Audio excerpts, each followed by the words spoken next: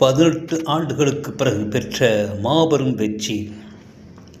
அகமதாபாத்தில் பஞ்சாப் கிங்ஸை அடித்து நொறுக்கியது RCB. Bengaluru Chinnasamy cricket ஸ்டேடியத்தில் நடந்த விழாவில் வெற்றி நொறுங்கி போனது. வெற்றி மட்டுமல்ல, மனித உயிர்களும் தான். யார் இவர்கள்? ஏன் இங்கே வந்தார்கள்? வந்ததற்கு பரிசு மரணமா?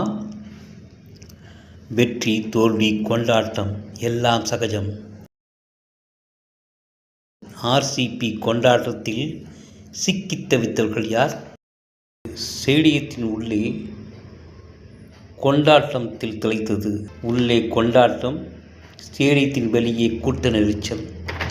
உயிரிழந்த 11 பேரும் காயமடைந்த 50 பேரும் வெற்றி களிப்பில் மிதக்க வந்தவர்கள்தான். விளையாட்டு வினையாகியது.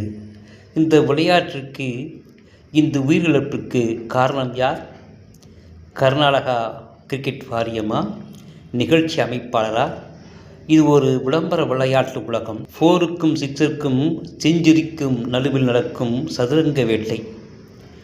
விளம்பரங்களை விழுங்கிவிட்டு வீதியிலே நின்றவர்களை ரசிகனாக்கி ஊரெல்லாம் கிரிக்கெட்டை விளையாட்டாய் உற்சாகப்படுத்தியதால் இந்த கொடூர சம்பவம். கிரிக்கெட் என்ன தேசிய விளையாட்டா? அப்படியெனில் நம் தேசிய விளையாட்டு கபடி எங்கே போனது? இங்கே குற்றவாளியாக இருப்பவர்கள் நாம் தான். பிள்ளைகளுக்கு சொல்லிக் கொடுங்கள், வெற்றியை கொண்டாட. அது உங்களுக்காகவே இருக்கட்டும். உங்கள் வெற்றிக்காக நீங்கள் கொண்டாடுங்கள் கொண்டாட்டங்களை. அதன் வெளிச்சம் இந்த உலகத்திற்கு உங்களை அறிமுகப்படுத்தும். ஒரு கூட்டணி வெற்றிக்காக நாம் ஏன் சமாதிக்குள் செல்ல வேண்டும்? இது உங்களுக்கு சம்மதமா?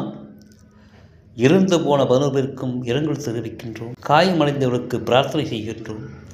உலகில் உன்னை யாரும் விலைக்கு வாங்க முடியாது. நீ ஏன் வீட்டில் பூச்சியாய் விழுந்து சாகிறாய்? இனி கொண்டாடு, ஊருக்காக அல்ல, உனக்காக. இது ஒரு பாடம்.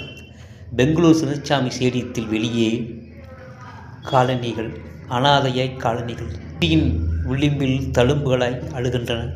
18 ஆண்டுகளுக்கு பிறகு கிடைத்த வெற்றி தன் புன்னகையை தொலைத்துவிட்டு துக்கத்தை அனுபவிக்கிறது.